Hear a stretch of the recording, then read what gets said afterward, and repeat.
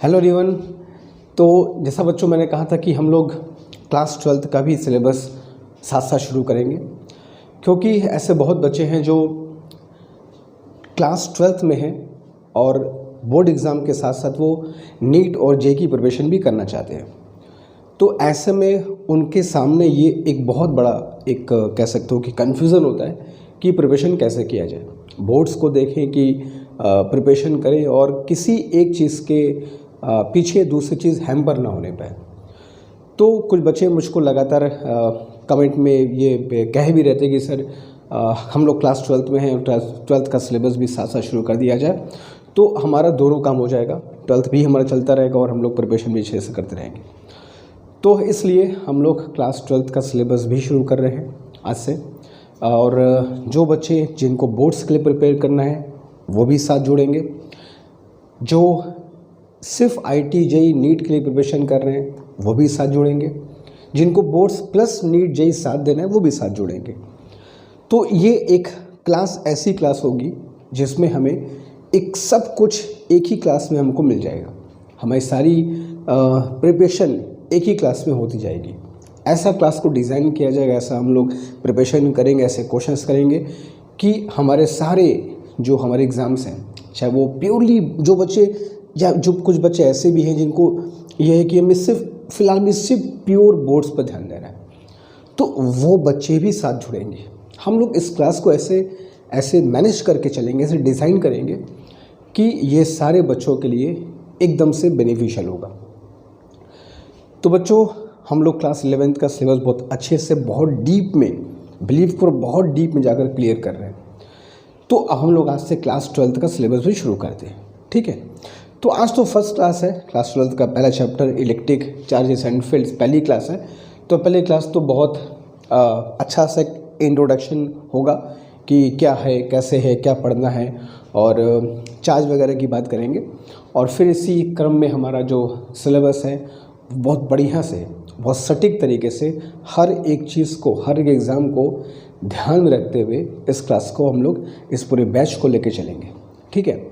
चलो, तो आज की जो सबसे पहली क्लास है, बट मीनवाइल आगे बढ़ने के पहले मैं तुम सबसे रिक्वेस्ट करूँगा कि देखो, हमारे पास जो सबसे बड़ी चीज़ है मालूम है क्या है?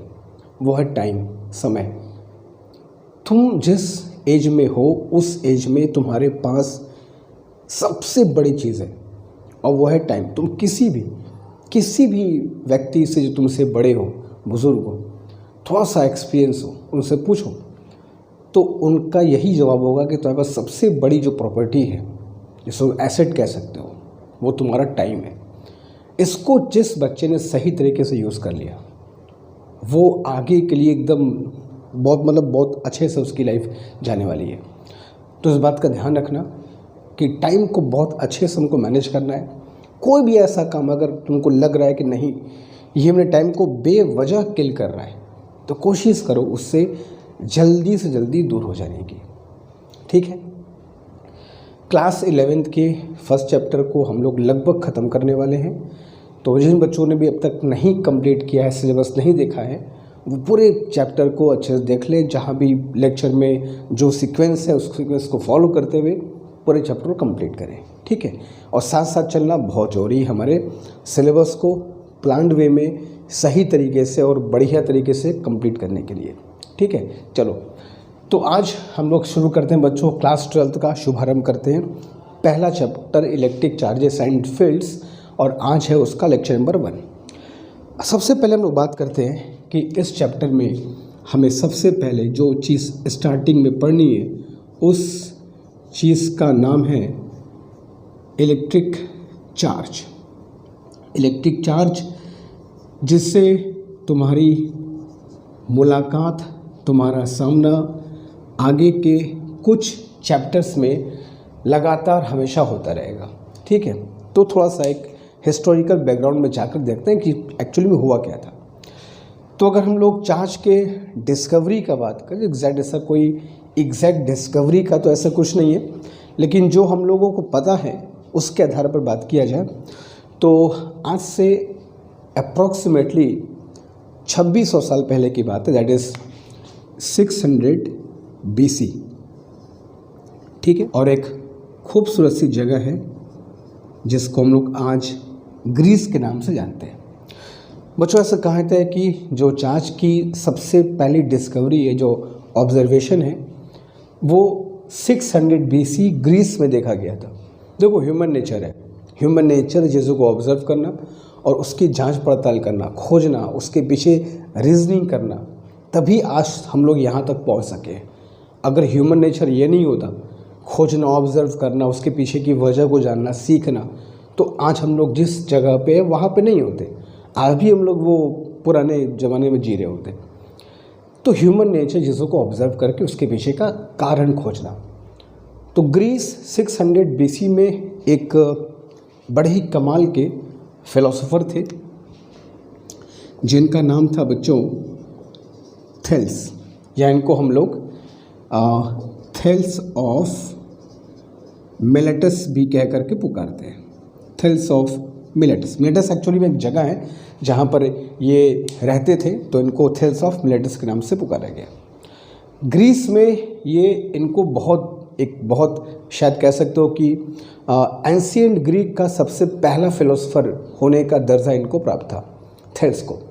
और ऐसा भी कहा जाता है ग्रीस में जो 7 सबसे बुद्धिमान लोग थे उनमें एक थेल्स भी थे, ठीक है।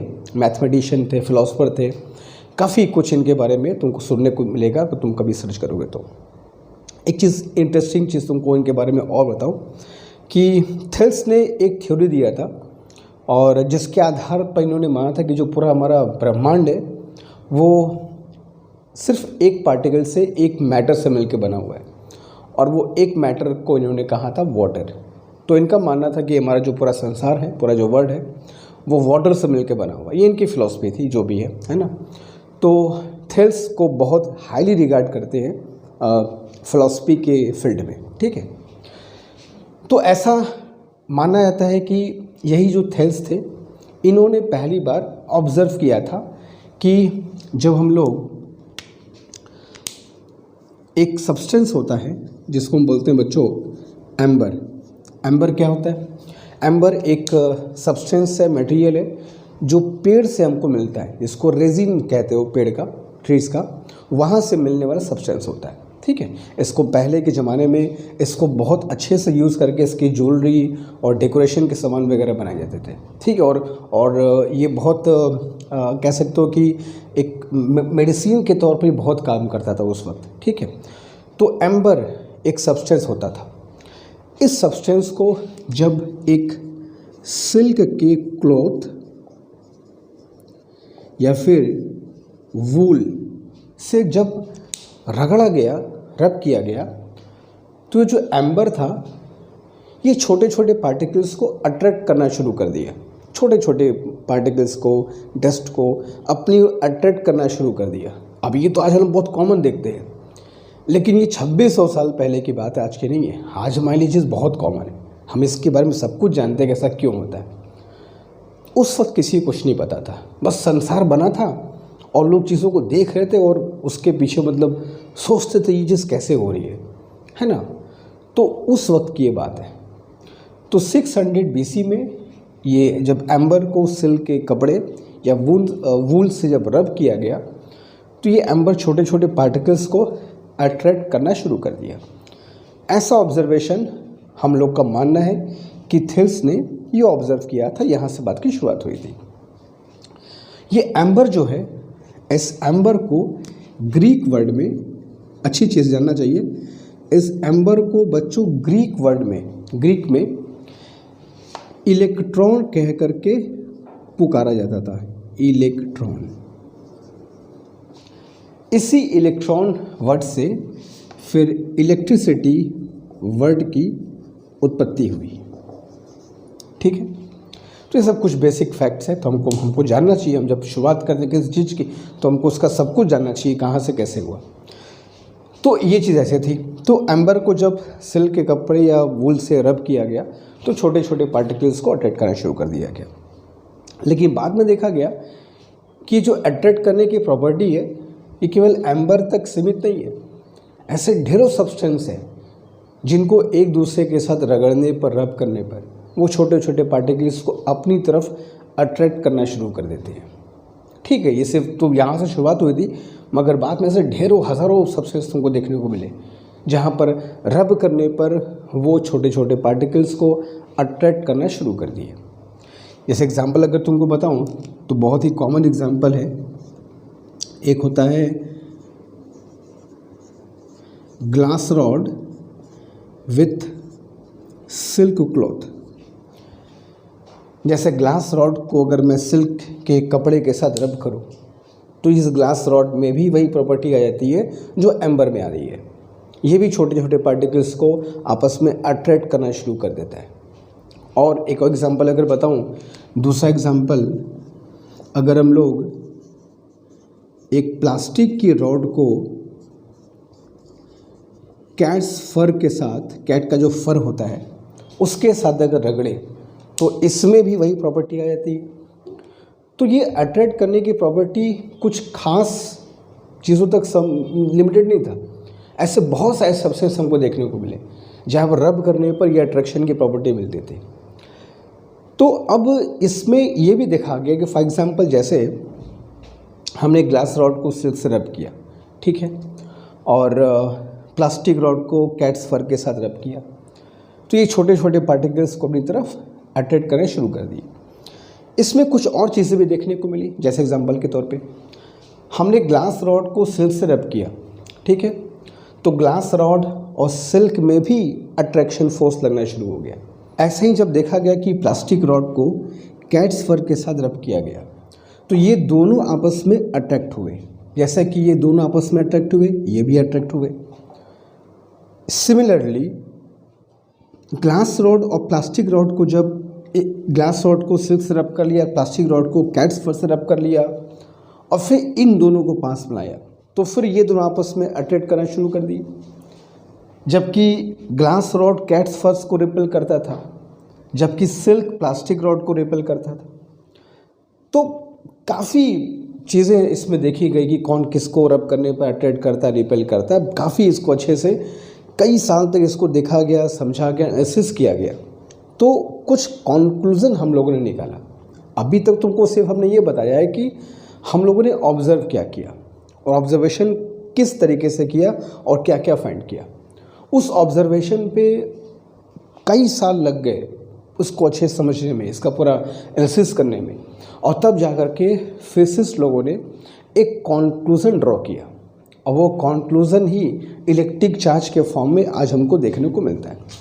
तो ये जो इनका ऑब्जर्वेशन था, इस ऑब्जर्वेशन का जो कॉन्क्लूज़न था, अगर उस कॉन्क्लूज़न की बात मैं करूं तो कॉन्क्लूज़न यहाँ से क्या निकला।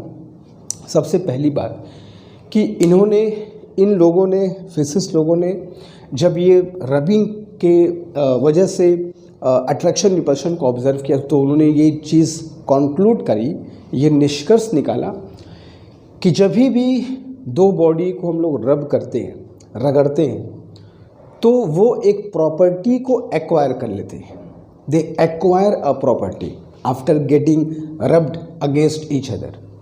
उस प्रॉपर्टी को ही साइंटिस्ट लोगों ने इलेक्ट्रिक चार्ज नाम दिया। बात समझ में आ रही है? तो इलेक्ट्रिक चार्ज यहाँ से निकल करके शब्द जो है चार्ज वो हमारे पास आता है कि जब दो बॉडीज़ को हम लोग रब करते हैं तो वो एक प्रॉपर्टी को एक्वायर कर लेते हैं, वही एक्वायर्ड प्रॉपर्टी कहलाती है इलेक्ट्रिक चार्ज। और चार्ज होने के बाद जिनको रब किया है, उनको रब करने के बाद जब वो अट्रैक्ट करना शुरू कर देते हैं या रिपेल होना शुरू कर देते हैं तो हम कहते हैं जो ऑब्जेक्ट्स है, जो बॉडीज़ है, दे आर इलेक्ट्रीफाइड, वो इलेक्ट्रीफाइड हो चुके हैं। ठीक है, बातों को समझना कि किस चीज़ को क्या बोला जाता है। ठीक है, तो इस तरीके से कॉन्क्लूज़न ड्रॉ किया गया और ये भी देखा गया कि जो ये प्रॉपर्टी एक्वायर कर रहे हैं, जिसको हम लोग इलेक्ट्रिक चार्ज कहते हैं, आफ्टर गेटिंग रब्ड, रगड़ने के बाद जो प्रॉपर्टी उनके पास जनरेट हो रही है इलेक्ट्रिक चार्ज, ये इलेक्ट्रिक चार्ज दो कैटेगरी के होते हैं। ये भी कॉन्क्लूज़न ड्रॉ किया गया। जैसे इनके एग्जाम्पल को जब देखा गया कि ग्लास रॉड को सिल्क से जब रब किया और प्लास्टिक रॉड को कैट्स फर से रब किया, तो ये देखा गया कि ग्लास रॉड प्लास्टिक रॉड के साथ तो अट्रैक्ट हो रहा है, लेकिन वही ग्लास रॉड कैट्स फर के साथ क्या हो रहा है, रिपेल हो रहा है। तो जब ये चीज़ें ऑब्जर्व की गई तो बड़ा अच्छा एक कॉन्क्लूजन ड्रॉ किया कि हाँ, आज तो बहुत अच्छे से हम जानते हैं इस बारे में कि चार्जेस के दो नेचर होते हैं, प्लस और माइनस। लेकिन उस वक्त जब ये सब नहीं पता था तो लोगों ने माना कि दो कैटेगरी के चार्ज होते हैं और उन्होंने नाम दिया उन चार्जेस को लाइक चार्ज और अनलाइक चार्ज। उन्होंने कहा दो टाइप के चार्ज होते हैं, लाइक चार्ज और अनलाइक चार्ज। अभी लाइक चार्ज अनलाइक चार्ज क्या है, जैसे ये भी बताया गया कि कौन लाइक होगा कौन अनलाइक होगा, तो ये बताया गया, ये डिफाइन किया गया।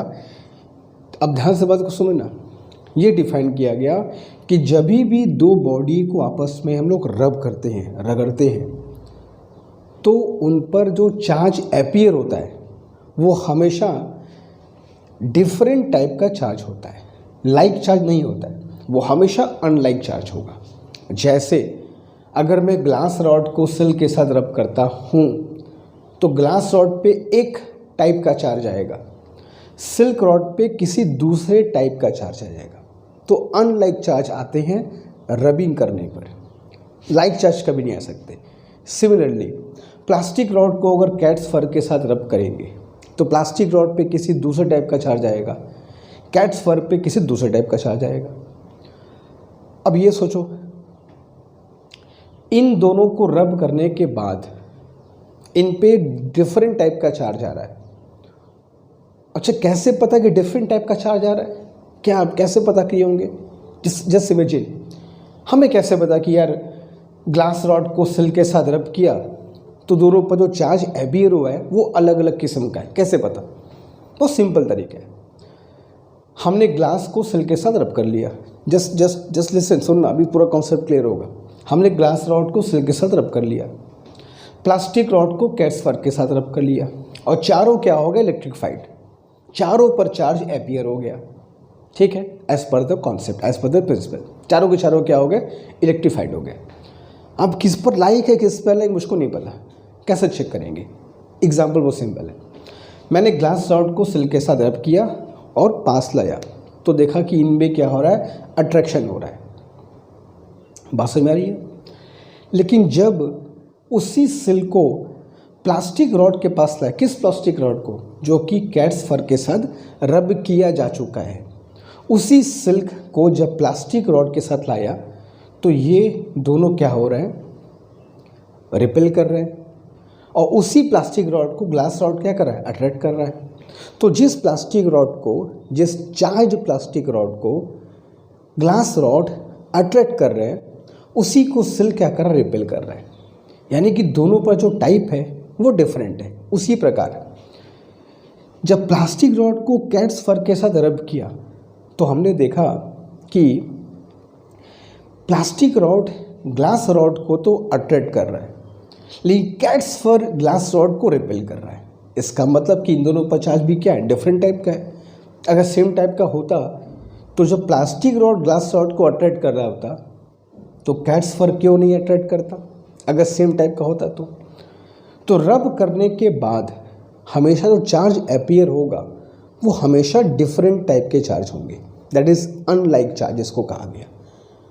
और जो जिन पर सेम नेचर हो गया, जैसे फॉर एग्जांपल ग्लास रॉड को सिल्क के साथ रब कर लिया, ठीक है, और ग्लास रॉड को मैंने प्लास्टिक रॉड के साथ प्लास्टिक रॉड को कैट्स फर के साथ हमें रब कर लिया, तो हमने ये देखा कि ग्लास रॉड सिल्क को अट्रैक्ट करता है और कैट्स फर भी सिल्क को क्या करता है, अट्रैक्ट करता है। तो एक ही सिल्क को दोनों लोग अट्रैक्ट कर रहे हैं, इसका मतलब ये हुआ कि दोनों पर चार्ज का नेचर हो क्या, उससे में।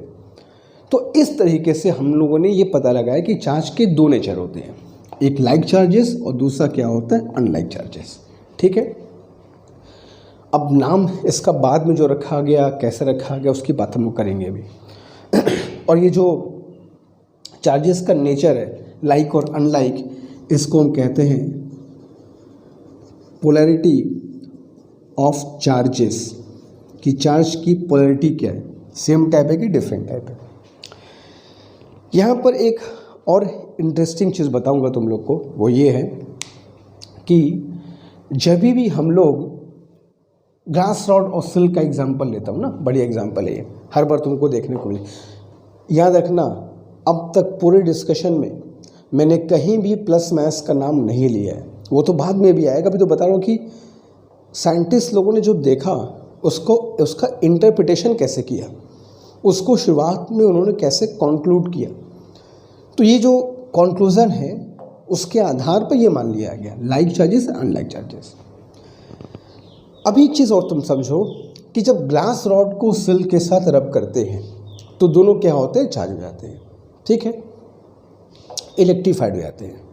और ये इस्टेब्लिश्ड है अब ये कि दोनों पर जो चार्ज का नेचर आएगा रगड़ने के बाद वो अनलाइक चार्ज होगा। ये वेल इस्टेब्लिश्ड है, इसमें कोई दिक्कत नहीं। इसको सैकड़ों बार एक्सपेरिमेंट करके देख लिया गया कि जिस चीज़ को ग्लास रॉड अट्रैक्ट कर रहा है उस चीज़ को ये सिल्क क्या कर रहा है, रिपेल कर रहा है।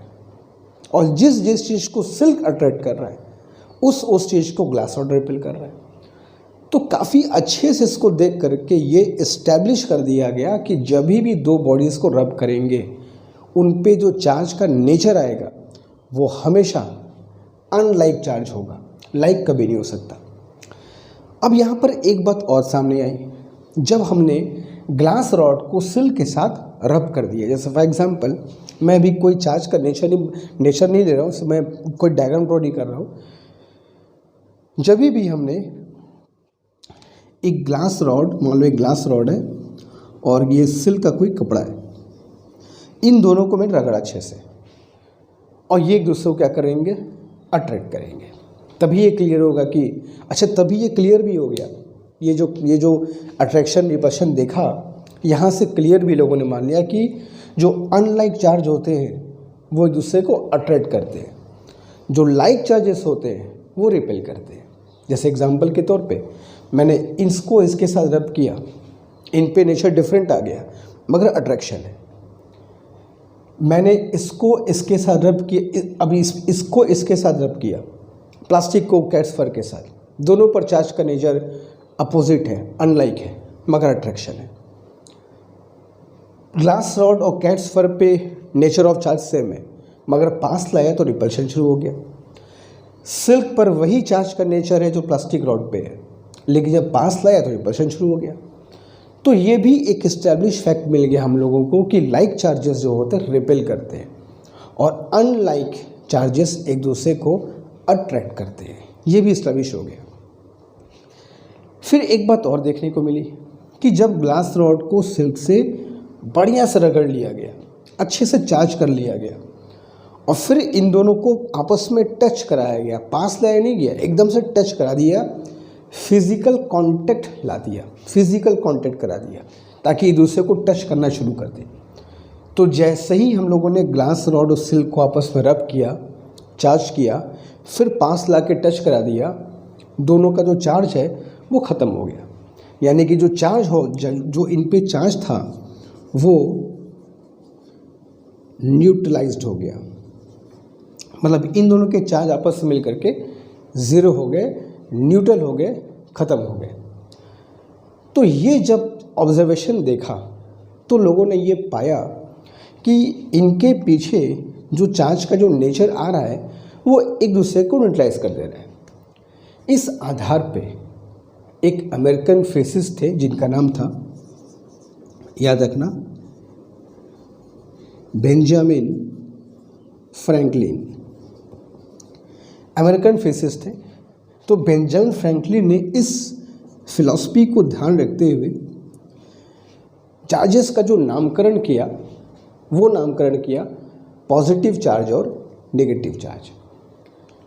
बात समझिए कि पॉजिटिव नेगेटिव बोलने का जो एक लॉजिक है वो क्या है। तुमसे कोई पूछेगा पॉजिटिव नेगेटिव क्यों बोलते हैं, क्या इसके पीछे क्या है, क्या पॉजिटिव का मतलब ज़्यादा और नेगेटिव का मतलब कम तो नहीं होता है, तो क्यों ऐसा बोलते हैं पॉजिटिव और नेगेटिव है। तुमसे कोई पूछा तो क्या जवाब दोगे।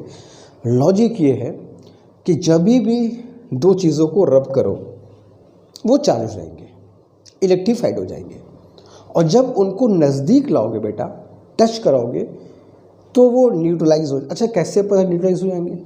दिखेगा तो नहीं, सुनो कैसे पता करेंगे। दोनों को अच्छे से टच करा दिया, फिर दूर कर दिया, फिर दूर करने के बाद जब पास लाया तो कोई अट्रैक्शन फोर्स काम नहीं किया जो पहले कर रहा था, यानी कि चार्ज आया था, रब करने पर, वो टच कराने पर हवा हो गया। तो जब टच कराने पर चार्ज कैंसिल हो जा रहा है, जीरो हो जा रहा है, यानी कि दोनों की ऐसी वैल्यू, ऐसा नाम दो कि जो इस न्यूट्रलाइजेशन को जस्टिफाई करे।